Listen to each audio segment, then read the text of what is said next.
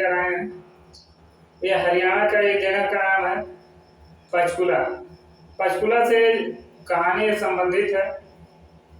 एक ऐसी कहानी ऐसे परिवार से संबंधित है जो कभी लोगों को रोजगार देते थे। उनके पास फैक्ट्री, कंपनी और बहुत सारी ऐसी गाड़ियां थी, फ्लैट था, सब कुछ। एक ऐसी जिंदगी जीते थे जो रईसों की जिंदगी हुआ करती थी।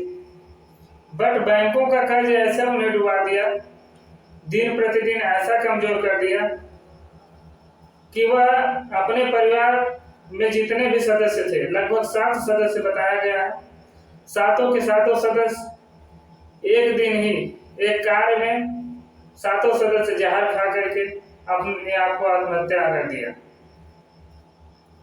क्योंकि वह लोग एकदम पूरी तरीके से कर्ज में डूब चुके थे और उनका परिवार पूरी तरीके से शांत माहौल में रहता था, जबकि आसपास में किसी को, जो पड़ोसी भी थे, उनको भी इस बात की थोड़ा भी भनक नहीं लगी कि यह लोग इतने परेशानियों में जी रहे हैं और परेशानियों में रह रहे हैं। बट वह बहुत ही शांत प्रकार से इतने कर्ज में डूबने के बाद भी रहते थे। नमस्कार, गुड मॉर्निंग, कैसे हैं आप सब? आशा करते हैं कि आप लोग बढ़िया होंगे, स्वस्थ और मस्त होंगे। और ये जो हम वीडियो बनाते हैं एक सच्ची कहानी पर आधारित वीडियो होती है। यदि आप लोग को बढ़िया लगे तो लाइक, सब्सक्राइब, शेयर जरूर कीजिएगा आप लोग। और ये जो कहानी हम आप लोग को बताने जा रहे हैं, ये हरियाणा की जगह है पंचकुला, वहां से संबंधित है। और ये कहानी प्रवीण मित्तल की है, जो कभी रईसों की जिंदगी जिया करते थे, जिस उनके पास कंपनी, छोटी मोटी बहुत सारी फैक्ट्रियां और फ्लैट और बहुत सारी ऐसी गाड़ियां रहा करती थी जो आजकल अमीरों के पास हुआ करती हैं, जो एक रईस की जिंदगी जीते हैं। कभी वह भी इस श्रेणी में आते थे। और उनकी बहुत ऐसी कंपनियां, स्क्रैप की एक कंपनी हिमाचल के बद्दी में थी, जो कि ज्यादा कर्ज बढ़ने की वजह से बैंक द्वारा उसे सीज कर दिया गया। चूंकि प्रवीण मित्तल जो हैं वह पूर्ण रूप से हिसार के रहने वाले थे, वहां के वह निवासी थे। बट कुछ दिन पहले ही वह पंचकुला में शिफ्ट हुए थे और उनका परिवार कर्ज में इस कदर डूबता चला गया कि उन्हें मौत को ही गले लगाना पड़ा। जैसे कि उनके परिवार में उनके माता पिता प्रवीण मित्तल और उनकी 2 बेटियां और एक बेटा और उनकी पत्नी, इतने लोग एक ही दिन एक कार में एक सुनसान जगह पर जाकर के सातों के सातों लोग जहर खा करके आत्महत्या कर लिया। जब वहां कार बहुत टाइम से खड़ी थी तो स्थानीय लोगों को कुछ शक हुआ, तो उन्होंने जाकर के कार का दरवाजा जब खोला तो उसमें लगभग 7 लोग मरे हुए मिले। उसमें जो प्रवीण मित्तल थे, जो मेन थे, कहने का मतलब जो घर के गार्जियन थे, वह उस टाइम जिंदा थे, उनके सांसें चल रही थी। जब स्थानीय लोगों ने इस बारे में उनसे जानकारी लेना चाहा कि ऐसा आपने क्यों किया, तो उन्होंने बताया कर्ज का। उन्होंने अपने भाषा में यही बात उन्होंने बताई, कर्ज की बातें बताई कि हम कर्ज में पूरी तरीके से डूब चुके हैं और हमारे पास लास्ट ऑप्शन यही है, हमें कहीं से हेल्प नहीं मिली, हम आपको बता देना चाहते हैं। और उन्होंने अपने लास्ट भाषा में यह भी बताया कि ये हम जो 7 लोगों की मृत्यु हुई है, इसका सारा कार्यभार हमारे मामा का लड़का वहन करेंगे। उन्होंने अपने अंतिम भाषा में यह भी बताया। हम आपको प्रवीण मित्तल के बारे में और बताएं। प्रवीण मित्तल रईसों में गिने जाते थे। कभी उनके पास लोग नौकरी मांगने के लिए जाते थे। बट आपको बता दें, समय का ऐसा चक्र चला कि प्रवीण मित्तल खुद बेसहारा हो गए, कर्ज में डूब गए और उनका कोई भी हेल्प करने वाला नहीं मिला और लास्ट में वह पूरे परिवार सहित आत्महत्या कर ली। क्योंकि जो स्थानीय पुलिस है और स्थानीय प्रशासन के फर्स्ट एंगल जांच में यह पता चला है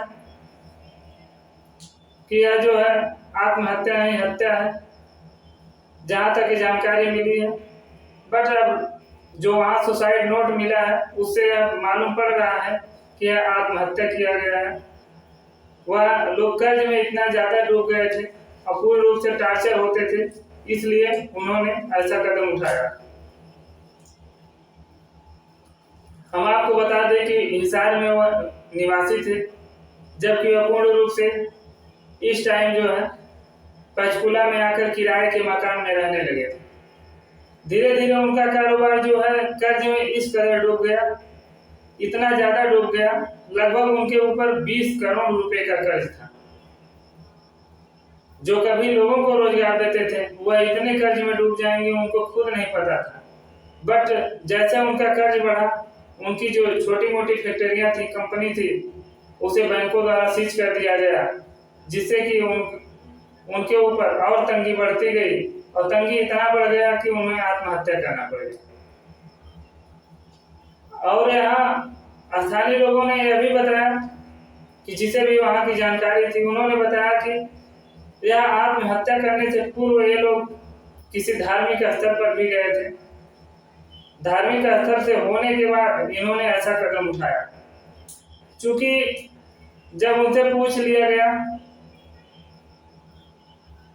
कि ऐसा आपने क्यों किया, तो उन्होंने मेन वजह कर्ज ही बताया। चूंकि कर्ज ज्यादा बढ़ गया था, बैंकों द्वारा बराबर नोटिस पे नोटिस दिया जा रहा था, जिससे वो पूरी तरीके से प्रताड़ित हो रहे थे। क्योंकि कुछ व्यक्ति ऐसे होते हैं जो स्वाभिमानी होते हैं, और वह क्यों नहीं स्वाभिमानी होंगे। कभी ऐसा था कि लोगों को रोजगार देते थे, और आज एक टाइम ऐसा आ गया कि उन्हें बैंकों द्वारा प्रताड़ित किया जा रहा था। बार बार यह सचेत किया जा रहा था कि कर्ज का पैसा वापस करो। अगर उनके पास पैसा नहीं था तो उन्होंने लास्ट ऑप्शन आत्महत्या ही चुना। क्योंकि हम आपको बता दें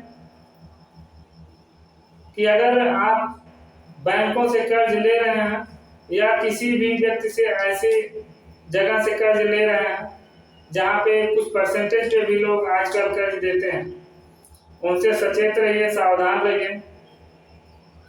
क्योंकि कर्ज बढ़ने के बाद आपका कोई साथ नहीं देगा, चाहे घर का हो या बाहर का हो। अपने जिम्मेदारी पर ऐसा कदम उठाइए। क्योंकि जब इतने बड़े व्यक्ति के साथ, प्रवीण मित्तल जी के साथ ऐसा हो सकता है, तो आम लोगों के साथ सोचिए आज के समय में क्या होगा। और हमारा वीडियो बनाने का मेन मकसद यह है कि आपको सचेत करना, सावधान करना, कि आगे आप भविष्य में ऐसी गलती ना करें जो उनके साथ हुआ। चूंकि कर्ज में इतना डूब गए कि पूरे परिवार को जहर खिलाकर आत्महत्या के मुंह तक ले गए उन्होंने। हर परिवार की मर्जी रही होगी, तभी उन्होंने ऐसा किया। पूरा परिवार इस कर्ज से तंग आ चुका था। और इस वीडियो बनाने का यह मकसद नहीं है कि किसी को परेशान करना, किसी के दिल को ठेस पहुंचाना, बस आपको सचेत और सावधान करना है। आगे ऐसी कोई जानकारी मिलेगी तो हम वीडियो के माध्यम से आपको जरूर पहुंचाएंगे। नमस्कार।